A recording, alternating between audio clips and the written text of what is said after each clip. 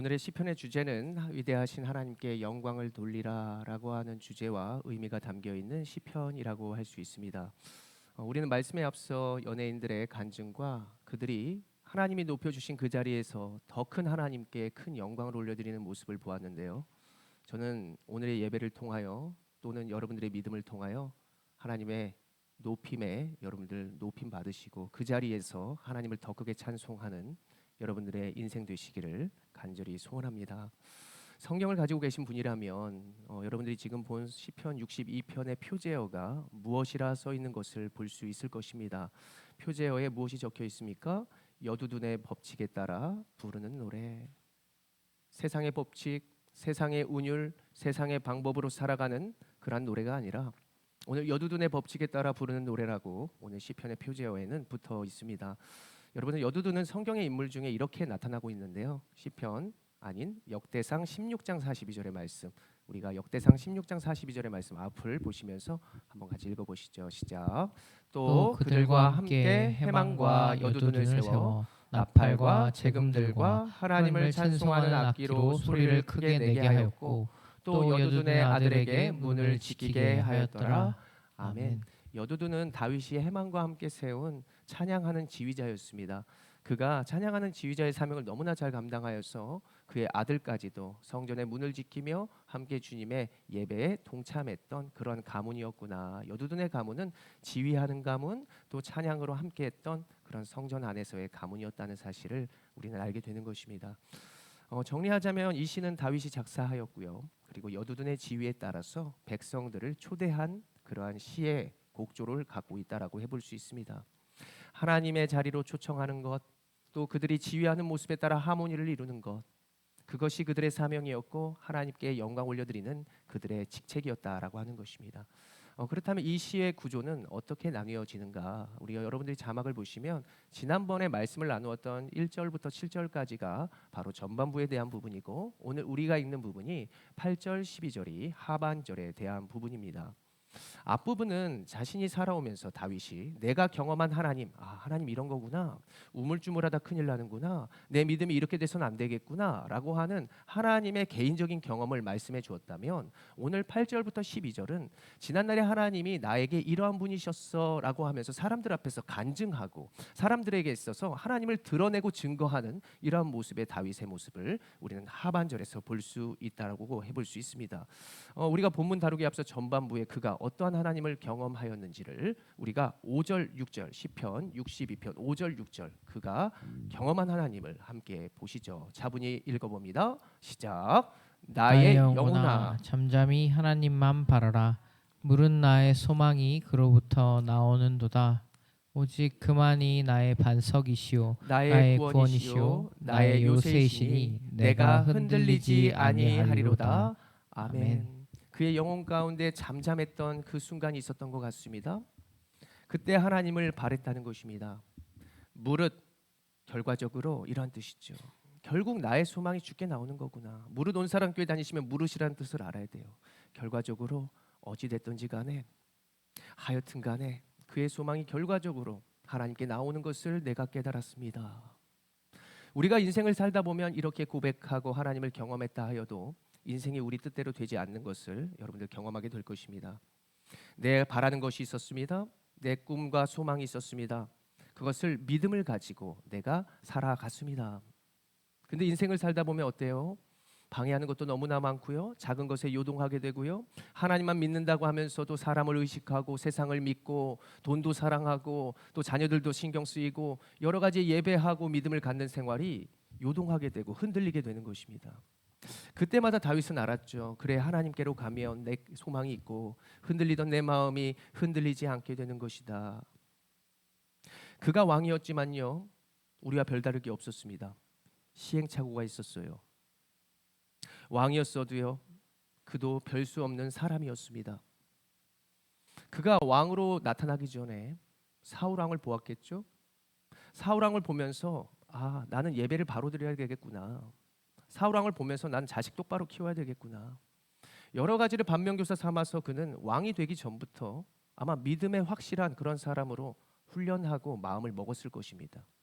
그런데 그런 그에게도 문제가 없었을까요? 오늘 9절의 말씀을 한번 보십시오. 그가 인생에서 이것을 깨닫고 흔들리는 것입니다. 62편 9절이요. 시작. 아 슬프도다. 사람은 입김이며 인생도 속임수이니 저울에 달면 그들은 입김보다 가벼우리로다. 아멘. 아멘. 자막을 계속 보시면 사람은 입김이다. 안개와도 같다. 갈대와도 같고 떠나는 것이 사람이다. 믿을 만한 사람이 하나도 없구나. 저울에 달면 이것은 뭐냐면 뭐 이치적으로 방법적으로 내가 아무리 그들에게 다가가도 내가 선물을 주어도 무엇에 기대를 갖고 나아가도 그 기대에 못 미치는 것이 사람이었다라고 하는 것입니다.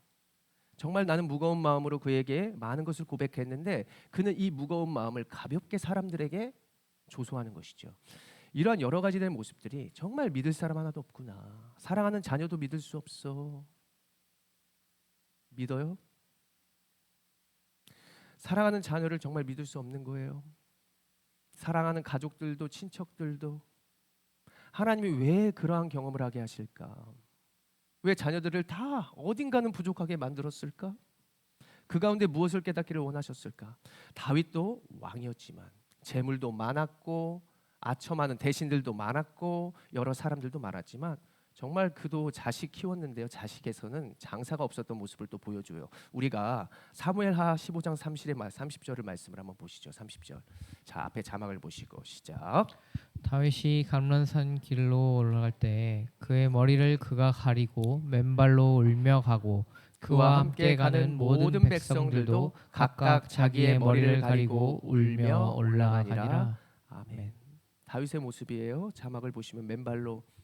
그가 언제 맨발로 걸어봤겠어요. 그 광야 같은 길을 아들 때문에 압살롬 그 녀석이 왕위를 해치고 올라와서 다윗 왕을 아버지를 위협한 거예요.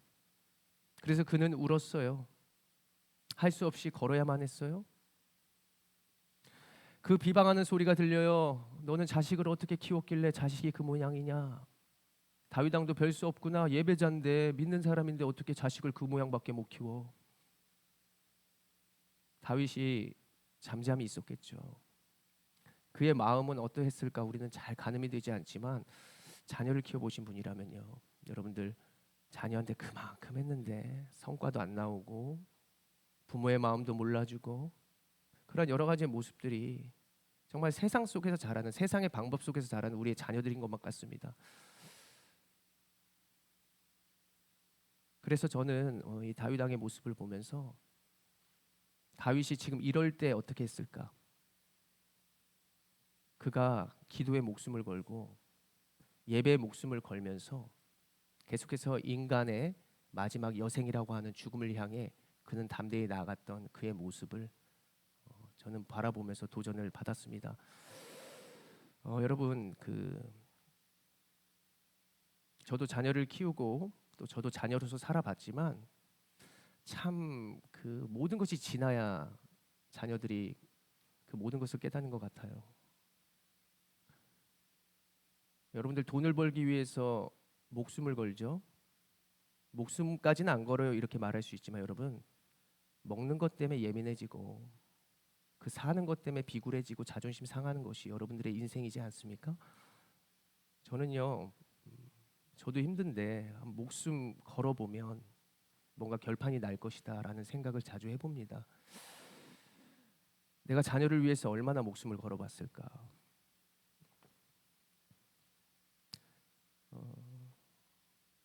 제가 첫째 아들이 이게 사탕을 큰 거를 먹어가지고 어린 시절에 목에 걸린 적이 있었어요. 근데 이제 뭐 제가 그 어려운 모든 상황 가운데 어떻게 했을까?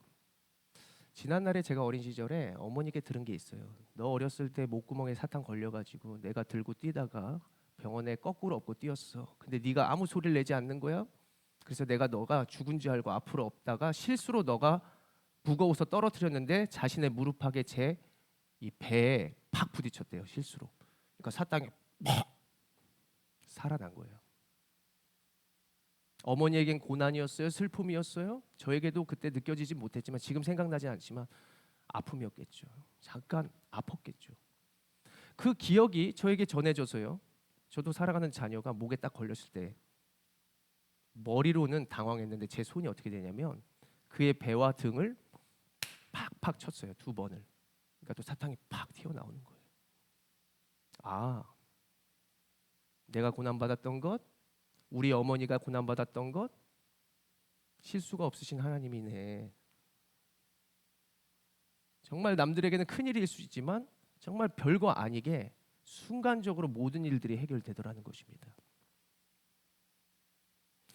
여러분, 고난의 길을 걸어가는 가운데 우리가 무엇을 생각해 볼 수 있을까요? 나의 지금 수준이 점검되는 것입니다. 고난이 올 때요, 나의 능력치가 느껴지게 되는 거예요. 이게 남들의 시선과 세상의 방법으로 봤을 때는 되게 쪽팔리고 못할 것 같고 자존심 상하는데, 주님 앞에 이 모든 고난이 점검이 된다라는 것, 그리고 주님 앞에 이것은 결과적으로 능력이 되고 확신이 된다라는 사실을 여러분들 꼭 믿으시기를 바랍니다. 그래서 한번 저를 따라해 볼까요? 고난은 점검이다. 고난은 능력이다. 그래서 그리스도인들에게 이 고난은 한마디로 십자가라고 해볼 수 있는데요. 여러분, 십자가에 대한 부분에 2가지의 시선과 견해들이 나타나 있는 성경 구절이 있어요. 고린도전서 1장 18절의 말씀이죠. 18절 읽겠습니다. 시작. 십자가의 도가 멸망하는 자들에게는 미련한 것이요 구원을 받는 우리에게는 하나님의 능력이라. 아멘. 먼저 눈으로 보시면 십자가의 도가 세상 사람들에게는 미련한 것이래요. 미련한 것은 불합리하다라고 하는 뜻입니다. 둔하다, 불합리하다. 학술적으로 그 합리라고 하는 것을, 합리적이다라고 하는 말을 처음 쓴 사람이 막스 베버라고 하는 사람인데요. 합리적인 것은 이치적이다, 세상의 법대로 한다, 이러한 뜻이에요. 내가 이만큼 했으면 이만큼 누려야 되고요, 이만큼 노력했으면 이만큼 받아야 합니다. 근데 세상을 살면 정말 그대로 한다고 해서 사람들이 그대로 얻고 그대로 누리고 그대로 살아가나요? 그렇지 않아요. 이상하게 사고 나고 아픈 사람들은 착한 사람들이 더 많은 것 같아요. 믿음을 가져도요, 우리는 계속해서 불합리한 것 같고요. 우리는 바로 산다고 하는데, 우리가 이것이 능력이라 하는데 세상 사람들이 우리를 뭐라 해요? 미련한 놈, 미련한 것, 둔한 것. 그렇게 세상 돌아가는 것을 몰라? 우리가 세상 사람들이 우리를 보면 죄인들의 형벌이다, 섬김이다, 봉사다, 무조건적인 사랑이다, 무조건적인 수고다, 주일날 예배 여러 번 하고요, 헌금 드리고요, 보이지 않는 사람에게 경배하고요, 정말 미련하고요, 합리적이지 않는 것처럼 보입니다. 그런데 하나님은요, 그것이 도리어 우리에게는 능력이라고 오늘 십자가를 소개하고 계시는 것이죠. 이것을 가장 잘 보여주신 분이 누구십니까? 예수님이죠. 이분은 그냥 와서 정치적인 메시아가 될 줄만 알았던 사람들 앞에서 아무 해결도 안 해요. 도리어 욕을 먹어요. 계속해서 사랑해요. 제자들이 자신 팔 거 알면서도 계속해서 발을 씻기면서 사랑해 주시는 것입니다. 와, 어떻게 저럴 수 있지? 아니, 왜 계속해서 사단이 나타나는데 왜 말씀으로만 계속 이렇게 말씀으로만 하시는 거지? 뭔가 능력을 좀 보여줘야 되는데. 그리고 사람을 구원하고 고칠 때도요, 내 능력으로 구원한다 하는 게 아니라 네 믿음으로 너를 구원한다라는 거예요. 뭔가 비겁해 보여요. 자신을 과시하지 않아요. 이상한데? 완전 세상과는 반대되는 행동을 하더라는 것입니다. 근데 거기에서 무엇이 나타납니까? 그분이 지신 그 십자가에서 무엇이 나타나요? 결국 생명이 되고, 거기에서 사람들이 믿음을 가져서 그 믿음으로 말미암아 자유케 되고 살아나고 구원을 얻게 되는 그런 모습들을 한 사람 한 사람 보게 되고 믿음의 사람들이 되며, 한 사람 한 사람 되면서 점점 더 구원하게 되는 숫자들이 많아져 가는 것을 우리는 성경을 통해서 알 수 있습니다. 예수님을 미리부터 예표하는 왕이 다윗 왕이었죠. 그도요, 많은 사람들이 조롱했을 때 계속해서 믿음의 눈을 들어서 하나님만 바라보았습니다. 자신을 계속해서 공격하려는 사울 왕, 그는 천천히였고 다윗은 만만이었다는 소리를 들었을 때도 교만하지 않고요, 도리어 사울 왕을 감싸주며 주변의 신하들이 죽여야 되지 않습니까? 충분히 죽일 수 있지 않았습니까? 근데도 죽이지 않는 거예요. 하나님이 질서적으로 세운 사람 앞에서 무엇을 배우기를 원하는가, 그 자리에서 하나님의 십자가를 통해 무엇을 느끼기를 원하는가, 이러한 자세로 나아갔지 계속 세상의 이치와 세상의 방법으로 그렇게 나아가지 않았던 왕이 다윗 왕이었습니다. 자신의 아들 역시도요, 용서하는 거예요. 목숨을 걸어서 그에게 나아가는 것이 아니라 목숨을 걸어서 자신의 사랑을 느끼게 하려고, 절제하고 낮아지고 계속해서 눈물을 흘리며 압살롬아, 내 아들 압살롬아, 나갔어요. 저는 여러분들이 자녀들과 가족에게 나아갔을 때 얼마나 울어보셨어요? 제가 지난 교회에서 저희 교구였던 우리 권사님 한 분이 계세요. 그 권사님은 저를 너무나 사랑하세요. 근데 남편 장로님이 너무 이제 다리가 불편하시고 80 이제 후반으로 들어서시니까요. 권사님은 무릎이 아프셔요. 근데 그분에게는 사명이 있어요. 왜냐하면 아들이 둘이 있는데 큰 아들은 이혼했고 둘째 아들은 결혼도 아직 안 했어요. 근데 이혼한 아들, 큰 아들에게는 지금 중학생 아들이 있어요. 그러니까 할머니, 우리 권사님에게는 손주죠, 손주. 항상 기도 제목이 그 손주예요, 손주. 사춘기가 와가지고 아버지한테 대들고 할머니한테 대들고 왜 자신을 낳았냐고 새벽마다 운대요, 우리 권사님이. 울어주는 엄마도 없어요. 아버지도 어찌할 바를 모르고요. 그것을 보는 이 할머니의 심정은 기도하는데 목숨을 걸더라는 것입니다. 저한테 기도 제목, 자신의 무릎팍이 아파요, 우리 장로님의 허리가 아파요. 이게 1번의 기도가 아니었어요. 우리 손주, 내가 얘 때문에 눈을 못 감는다. 근데 반항해요. 문 닫고 나가래요. 정말 하나님 잘 믿었던 애였거든요. 제가 5년, 6년 정도 계속해서 기도해 줬던 아이거든요.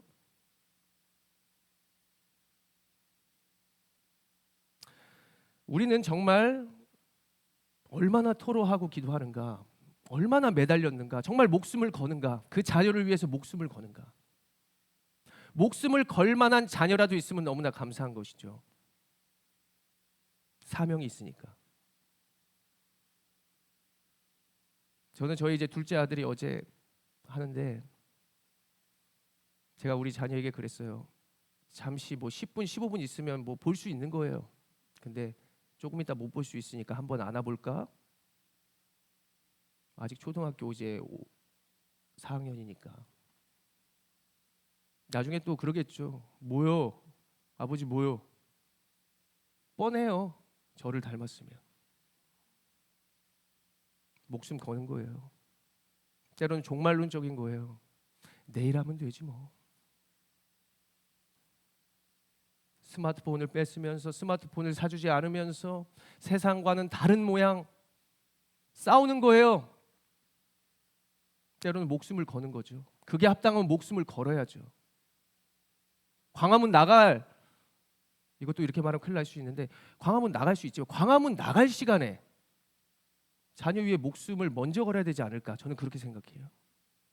목숨도 안 걸어보고 내가 예배에 목숨도 안 걸어보고 주님 앞에 사생결단으로 토로하지도 않고 무슨 자녀가 변할 수 있을까? 이러한 마음을 우리가 좀 생각했으면 좋겠습니다.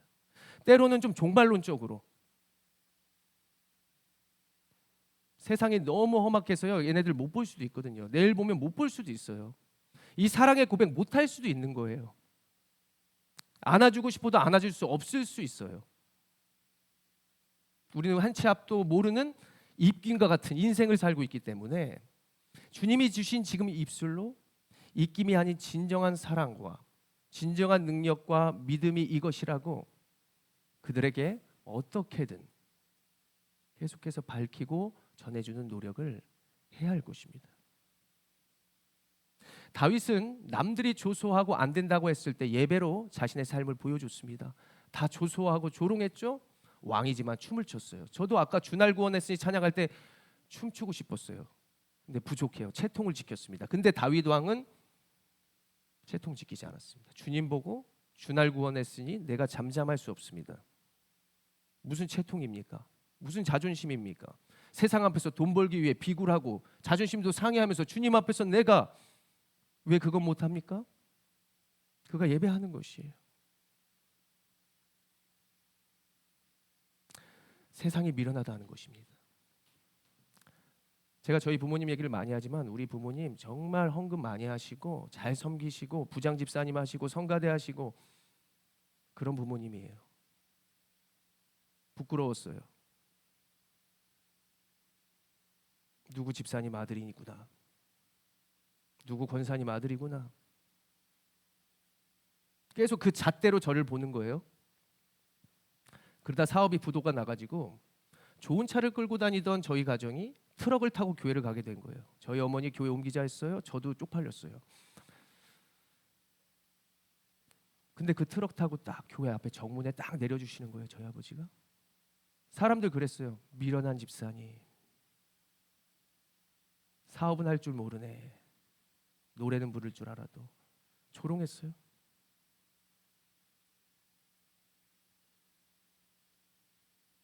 그 교회 떠나지 않았어요. 저 그 교회에서 결혼했어요. 그런 집사님의 아들이 결혼한다니까 또 조롱해요. 믿는 사람이 조롱해요. 근데 하나님이 왜 그걸 듣게 하실까? 그런 가운데서도 사랑하라고. 그 가운데서 품지 못했으면 저 아마 이 자리에 없었습니다. 집안이 정말 어려운 상황이었을 때 신학교 간다 그랬어요. 야, 아버지 병원비 그렇게 많이 드는데 네가 학비를 어떻게 내려고 그래? 믿는 사람이 또 조롱해요? 진짜 모르는 사람들은 더 조롱해요. 야, 우람아 네가 왜 무슨 신학이야? 미련한 것이래요. 그 세상에 말하는 미련한 자리에서 시인은 무엇을 깨달았을까요? 시편 62편 8절의 말씀인데요. 여러분 같이 한번 읽어봅시다. 시작. 백성들아 시시로 그를 의지하고 그의 앞에 마음을 토하라. 하나님은 우리의 피난처 시로다. 셀라 셀라 아멘이라는 뜻입니다. 시시로 의지하고 마음을 토하는 방법. 어떤 상황에도 내가 미련할 수 있는 방법. 미련해도 쑥스럽지 않고 세상 말로 쪽팔리지 않는 방법. 더덕합니다. 자유합니다. 어디서나 주님을 선포할 수 있습니다. 토로는 요즘 젊은이들 토르만 알죠? 토르. 토로는 하나님 앞에서 내가 당당하게 따지는 거예요. 용돈 주세요.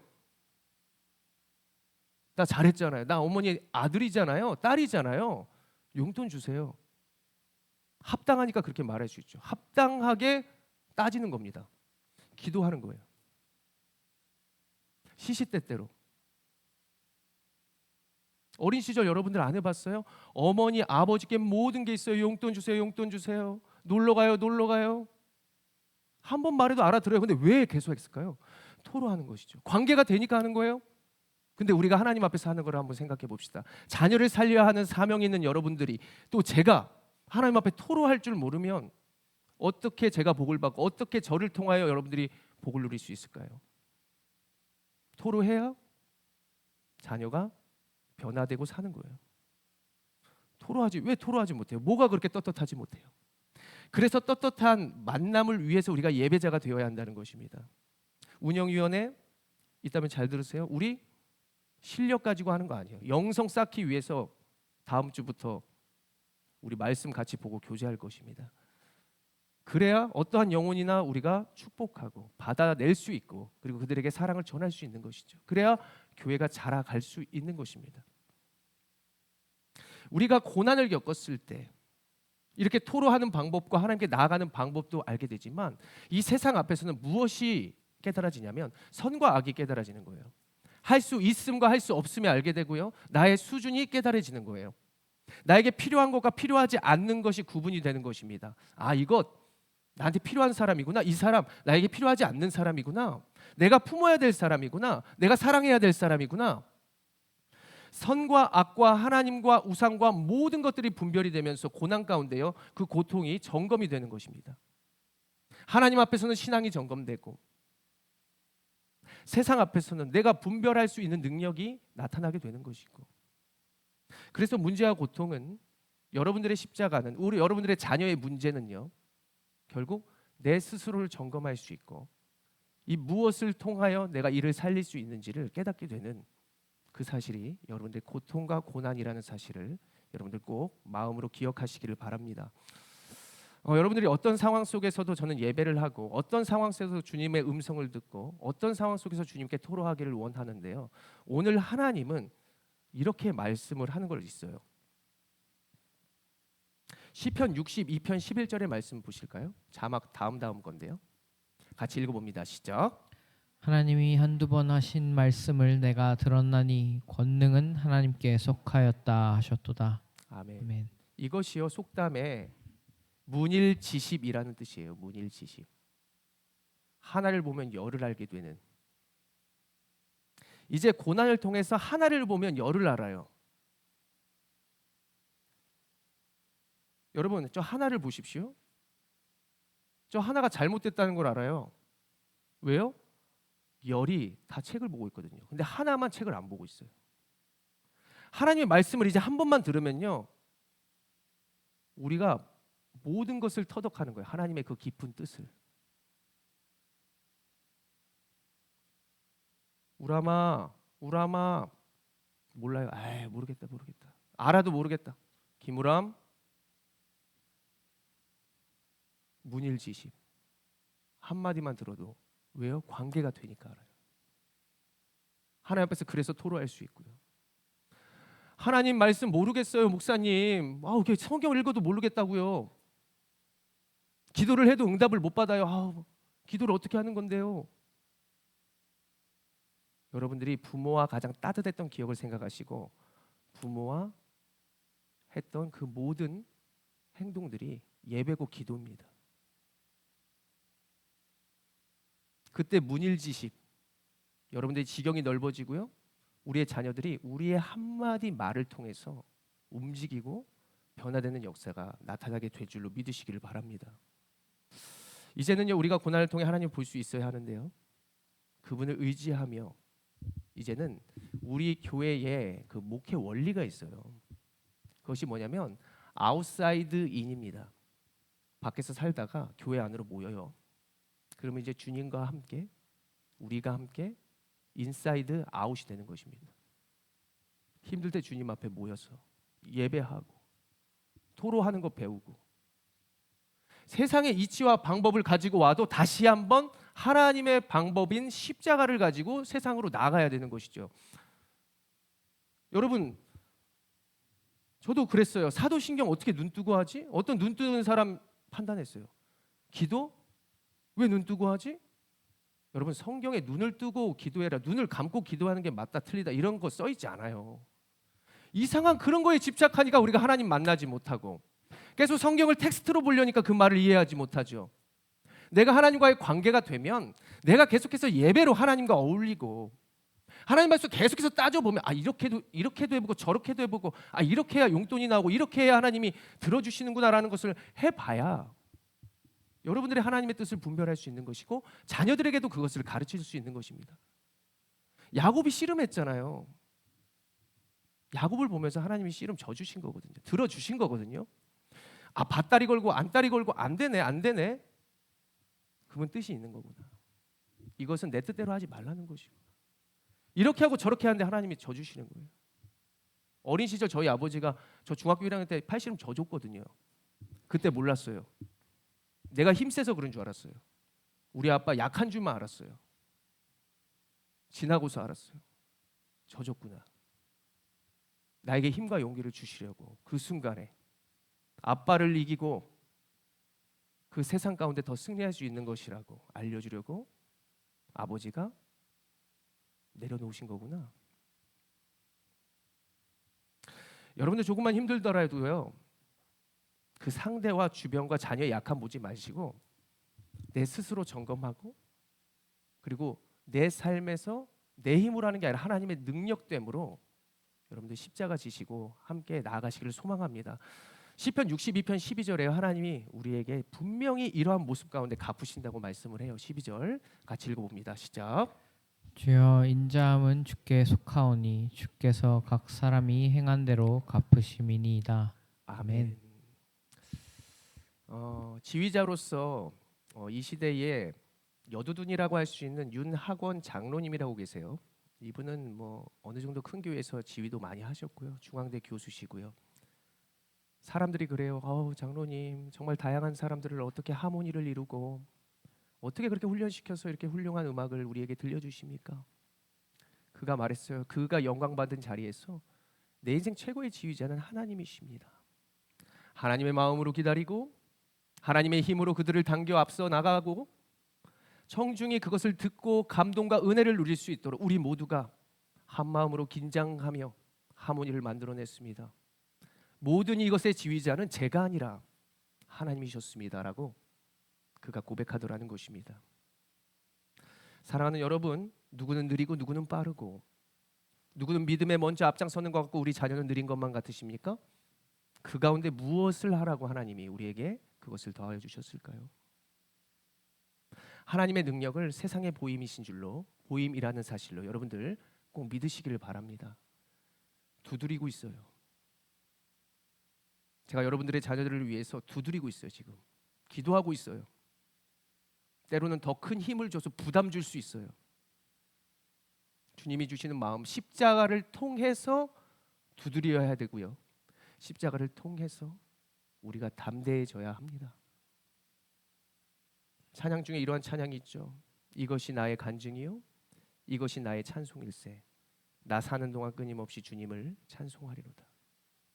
여러분, 고난 가운데 불평하거나 세상 찾고 세상 노래하지 마시고요. 우리가 정말 주님 앞에서 주님 찬송하고 주님 높이 들면요, 하나님이 분명히 합당한 은혜와 능력으로 여러분들에게 더하여 주실 것을 믿으시기를 바랍니다. 시편 43편 5절의 말씀, 여러분들의 문제를 생각하면서 그 자리에서 이 말씀 읽어보시죠. 시작. 내 영혼아, 네가 어찌하여 낙심하며 어찌하여 내 속에서 불안해하는가? 너는 하나님께 소망을 두라. 그가 나타나 도우심으로 말미암아 내 하나님을 여전히 찬송하리로다. 아멘. 이렇게 될 줄로 믿습니다. 기도합니다.